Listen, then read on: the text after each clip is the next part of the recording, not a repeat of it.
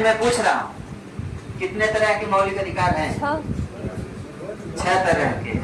कितने तरह के हैं? लेकिन जब संविधान लागू हुआ तो उस समय कितने? 7 को। संख्या कितना था? 7। कौन सा ऐसा अधिकार था जिसको हटा दिया गया? संपत्ति। कौन सा संविधान संशोधन? 44वां संविधान संशोधन 1978 के द्वारा। कितने के द्वारा? 78 के द्वारा संपत्ति के अधिकार को मौलिक अधिकार की श्रेणी से क्या कर दिया गया? मतलब ऐसा क्या कारण था कि उसको बाहरी कर दिया गया? बोले ऐसा क्या कारण था कि संपत्ति के अधिकार को मौलिक अधिकार की श्रेणी से बाहर कर दिया गया? देखिए, अगर संपत्ति के अधिकार को बाहर नहीं किया गया होता तो किसी के पास चाहे जितना धन होता उसको सरकार ले नहीं पाती, जब्त नहीं कर पाती। जैसे हमारे पास ब्लैक मनी भी होती तो सरकार जब्त नहीं कर पाती। आप जो है तुरंत आते, जो ही सरकार आपका जो है जब्त करने आती, ये हमारे मौलिक अधिकार का हनन हो रहा, कहाँ जब्त कर रहे हो? सरकार बेचारी एकदम नम हो जाती कि अरे ऐसे नहीं कर पाएंगे, मौलिक अधिकार हनन तो हम कर ही नहीं सकते, है ना? ऐसा होता है। अभी जैसे मान लीजिए रोड बनवाना है, सरकार को जमीन की जरूरत होगी। अब सरकार क्या करेगी? जमीन पर जो है अपना रोड बनवाने जाएगी, आप कहेंगे ये हमारी संपत्ति है, पर कैसे तुम्हारा अधिकार?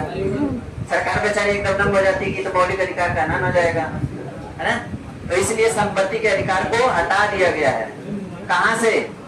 मौलिक अधिकार से। लेकिन अभी भी कानूनी अधिकार है आपका, ऐसा नहीं कि नहीं कानूनी अधिकार नहीं। कानूनी अधिकार के तहत जो इसको कहाँ रखा गया? अनुच्छेद 300 में रखा गया। अच्छा ये बताइए, कौन सा अनुच्छेद ये बताता है कि हमको विधि की समझ समानता रहनी चाहिए? सभी को जो है विधि की समझ समानता होना चाहिए। कौन सा ऐसा अनुच्छेद है? किस अनुच्छेद में जो है विधि की समझ समानता का अधिकार मिलता है? अनुच्छेद 14। क्या कहा गया है उसमें? क्या कहा गया है? 14 बता दीजिए, कोई बता दो।